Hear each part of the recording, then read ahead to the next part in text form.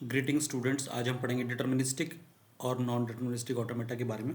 Non deterministic automata ऐसा automata या ऐसी मशीन जिसमें हम प्रेजेंट स्टेट और इनपुट सिंबल की हेल्प से नेक्स्ट स्टेट डिटरमाइन ना कर पाएँ, जिसमें एम्बिगिटी बनी हो। नेक्स्ट स्टेट क्या होगा, यूनिकली पता नहीं चल पाता, कन्फ्यूज़न बन जाता है कि नेक्स्ट स्टेट क्या होगा। अगर हम कोई प्रेजेंट स्टेट ले रहे हैं, कोई इनिशियल स्टेट है क्यू नॉट, उस पर हम सिंबल अप्लाई करें, इनपुट सिंबल अप्लाई करें या इनपुट अप्लाई करें, मैं कह दूँ जीरो, अगर हमने इनपुट अप्लाई करा तो हो सकता है कि वो जो मशीन है वो स्टेट चेंज ही ना करे, क्यू नॉट पे ही रहे, या हो सकता है स्टेट चेंज कर दे जीरो अप्लाई करने पे क्यू वन पे। तो यहाँ एम्बिगिटी बन रही है, कन्फ्यूज़न बन रहा है कि पता नहीं जीरो पे रहेगी, क्यू नॉट पे रहेगी मशीन या फिर क्यू वन पे चली जाएगी।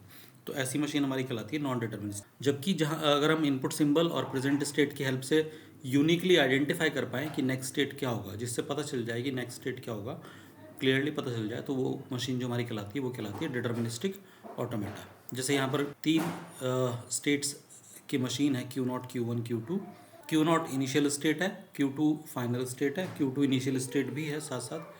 तो इस मशीन में दो इनिशियल स्टेट है, क्यू नॉट और क्यू टू, और एक फाइनल स्टेट है क्यू टू। अगर हम क्यू नॉट इनिशियल स्टेट पे कोई सिंबल अप्लाई कर रहे हैं जीरो, तो क्यू नॉट ही रह रहा। अगर हम जीरो अप्लाई करेंगे तो हो सकता है क्यू वन पे भी चला जाए, तो स्टेट चेंज होगा क्यू नॉट से क्यू वन, और हो सकता है मशीन क्यू नॉट पे भी रहे। तो यहाँ एम्बिगिटी बन रही है कि जीरो अप्लाई करने पे क्यू नॉट पे भी मशीन रह सकती है या फिर नए स्टेट क्यू वन में चले जाए। ऐसे अगर हम वहीं वन अप्लाई करें तो क्यू वन पे भी रह सकती है मशीन या फिर क्यू टू पे चली जाएगी।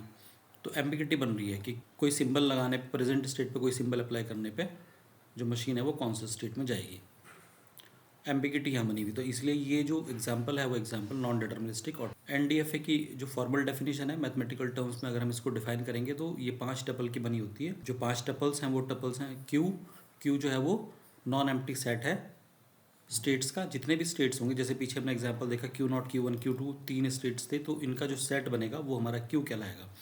जो non empty finite number of sets, finite number of states का जो सेट होगा वो हमारा क्यू कहलाएगा।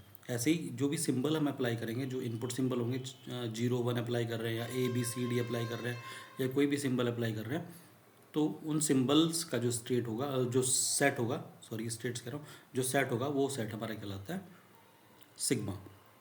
डेल्टा जो है वो डेल्टा ट्रांजिशन फंक्शन है, जो ट्रांजिशन फंक्शन ट्रांजिट करेगा एक स्टेट से दूसरे स्टेट में। मतलब अगर क्यू नॉट पे कोई मशीन है तो कौन सा इनपुट सिंबल दिया जा रहा है और उस इनपुट सिंबल को अप्लाई करने पे वो स्टेट कौन से स्टेट में चेंज हो रहा है। तो इसलिए इसको हम डिफाइन करेंगे कि क्यू क्रॉस सिग्मा, क्योंकि सिग्मा से इनपुट सिंबल आएंगे और क्यू से स्टेट मिलेगा। जैसे क्यू नॉट पे हमने जीरो अप्लाई करा तो क्यू नॉट एलिमेंट है क्यू का और जीरो जो हमने अप्लाई करा वो एलिमेंट है सिग्मा का। तो क्यू क्रॉस सिग्मा की मैपिंग एनडीएफए में 2 टू द पावर क्यू, जो पावर सेट है क्यू के, उसमें इसकी मैपिंग करी जाती है। जो क्यू नॉट है, क्यू नॉट इनिशियल स्टेट है, इनिशियल स्टेट भी एलिमेंट होगा क्यू का ही। एफ जो है, एफ वो सारे स्टेट्स हो जाएंगे, उन सब स्टेट्स का सेट हो जाएगा जो स्टेट्स हमारे फाइनल स्टेट्स में गिने जाते हैं। जैसे पीछे वाले एग्जांपल में क्यू टू फाइनल स्टेट था, तो क्यू टू का जो सेट है वो एफ कहलाएगा। इस तरह से हम एनडीएफए को डिफाइन कर सकते हैं। एनडीएफए और डीएफए में डिफरेंस क्या है, डिटर्मिनिस्टिक और नॉन डिटर्मिनिस्टिक ऑटोमेटा में डिफरेंस।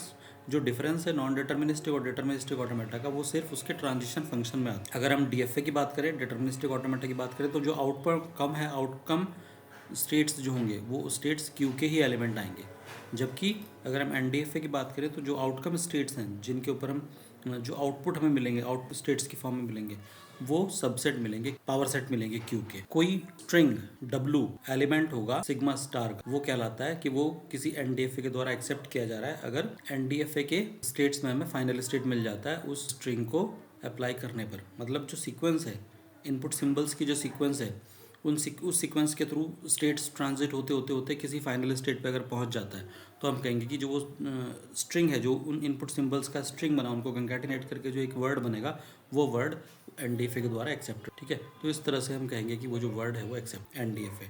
तो डीएफए हो चाहे एनडीएफए हो, वो कंप्यूटेशन में जो लैंग्वेज होगी, फॉर्मल लैंग्वेज होंगी, कॉन्टेक्स्ट फ्री लैंग्वेज होंगी, उनके लिए हम यहाँ पर इसको पढ़ रहे हैं। तो कोई लैंग्वेज किसी पर्टिकुलर मशीन, चाहे वो एनडीएफए हो चाहे डीएफए हो, उस पर्टिकुलर मशीन के द्वारा एक्सेप्टेड होगी कि नहीं, उसको जानने के लिए जो मशीन है वो अपने फाइनल स्टेट तक पहुंचनी चाहिए उस स्ट्रिंग के सीक्वेंस से। डीएफए और एनडीएफए इक्विवेलेंट भी हो सकते हैं और DFA can simulate the behaviour of NDFA by increasing number of states.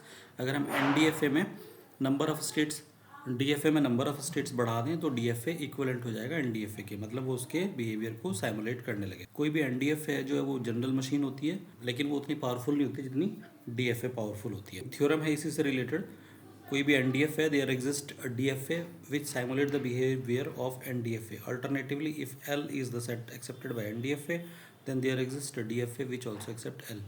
अगर कोई एनडीएफ है और वो किसी लैंग्वेज एल को एक्सेप्ट कर रहा है, number of strings input symbols strings उसमें जनरेट हो पा रहे हैं, वो सभी स्ट्रिंग्स को अगर एक्सेप्ट कर रहा है, लैंग्वेज को एक्सेप्ट कर रहा है, तो एक डीएफए भी जरूर एग्जिस्ट कर रहा होगा जो उसी लैंग्वेज को एक्सेप्ट करेगा। और वहाँ पे डीएफए और एनडीएफए दोनों क्या कहलाएंगे? इक्विवेलेंट कहलाएंगे। वही थ्योरम इक्विवेलेंस है एनडीएफए और डीएफए का, उसको कैसे जनरेट करते हैं, कैसे निकाला जाता है, कंस्ट्रक्ट किया जाता है। अगर एम कोई एनडीएफ है तो एम को हम 5 टपल्स की फॉर्म में डिफाइन करते हैं, Q sigma delta Q not F, ये पता ही है, हमने अभी पढ़ाई है कि कैसे डिफाइन करते हैं इसको, 5 टपल का बना होता है।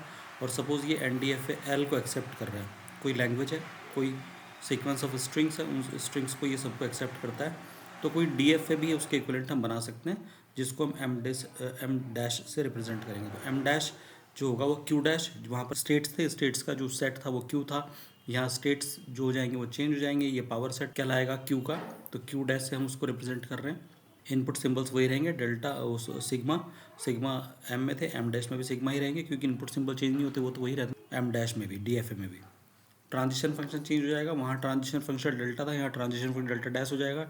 ये ट्रांजिशन फंक्शन थोड़ा अलग होगा उस ट्रांजिशन फंक्शन से, और इस ट्रांजिशन फंक्शन को हम पुराने ट्रांजिशन या स्टेट टेबल की हेल्प से डिफाइन करते हैं।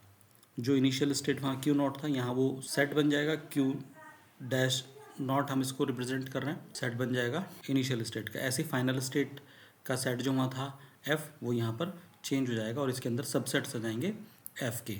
तो ये जो नया सेट बनेगा इसको हम एफ डैश से रिप्रेजेंट। आज की वीडियो में इतना ही, फिर आ रही हैं।